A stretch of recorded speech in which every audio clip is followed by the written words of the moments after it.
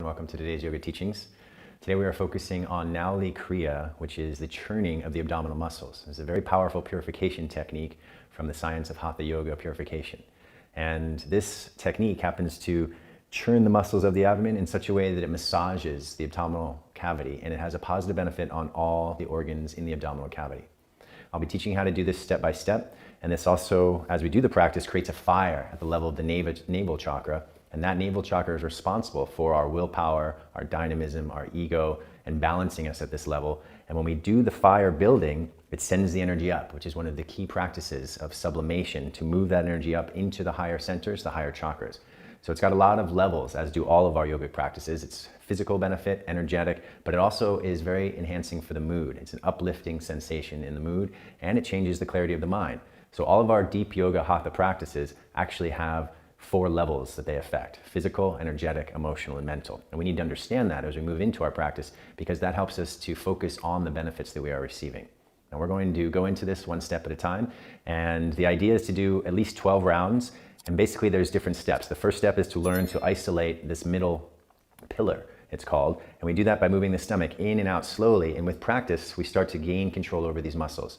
And as we gain control of these muscles, a middle pillar will pop out after a few days, few weeks of practice, and that's what we then want to rotate around.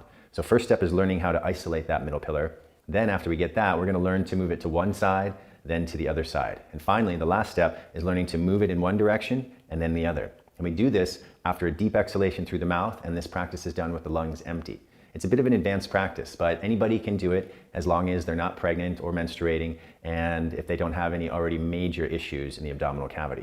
But it can help us with digestion, elimination, and so many other things in that area. So it's really therapy, and it's a form of medicine coming from our yoga science. So let's go into how to do it. So the first step in learning how to do Nauli Kriya, we place the feet shoulder width apart, so a wider stance, and the feet are parallel. And we lean forward, and we place the hands just above the knees. We never want to put the hands on the knees because that puts unnecessary pressure on the knees, and after months of practice, years of practice, you could create a problem. So we always place the hands above the knees, and ideally the fingers are facing inward. This makes it much easier because it spreads open the back. Now the first thing that we want to do is isolate what's called the middle pillar, and we do this by simply pushing out, and I have to do this with an exhalation first, so I'll talk some, and then I'll demonstrate some, and then you'll have to be patient as you watch. Take a big inhale through the nose, then exhale through the mouth.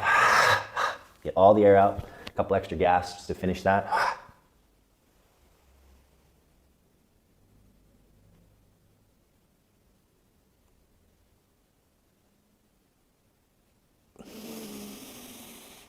So you can see I have to exhale first through the mouth, and then I slowly push the stomach in and out. Now the first times you do this, that middle pillar will not pop out until you get good at it. So all you're doing really is pushing the stomach in and out slowly so you start to gain control. And it will look like this as a beginner.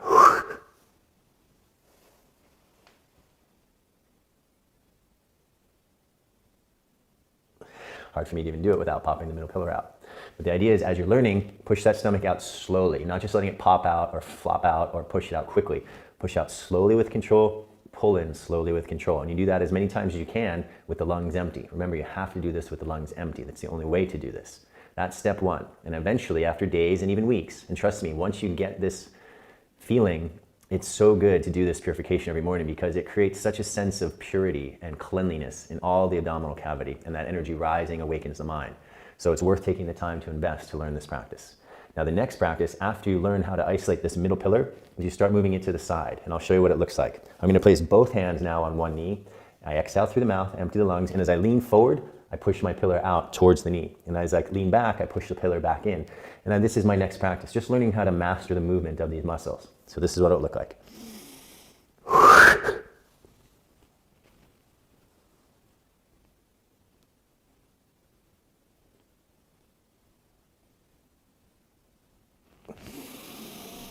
So the moving forward with the body helps to move the muscles in that direction. We're not just moving forward, we're moving laterally, diagonally, I should say, towards the front knee. Then after I do that on one side, I try it on the other side. Same thing. Take a deep breath in through the nose, then exhale through the mouth. Let me catch my breath. Place both hands on the knee. Remember, it's always above the knee. You take a deep inhale, then exhale through the mouth. And as you move forward towards the knee, you bend the knee. And you move your hips and knee forward, and then you push the abdomen towards that knee. And as you move back, you pull the stomach, the middle pillar back.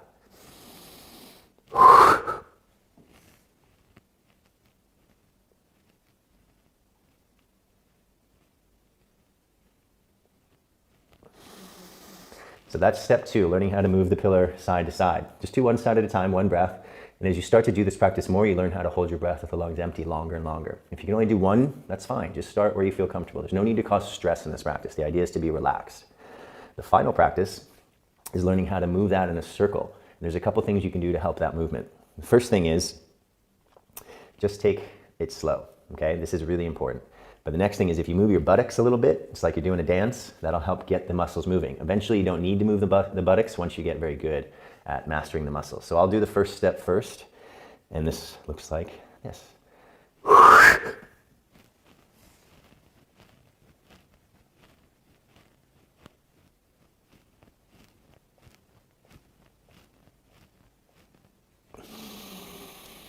So I was moving my butt a little bit. That helps to get the muscles moving.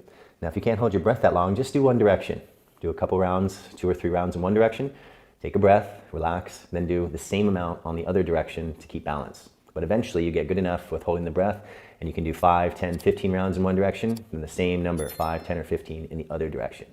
Now, once I get a little better at this, I don't need to move my butt, and the final stage will look like this. Take a deep breath in through the nose, out through the mouth to empty.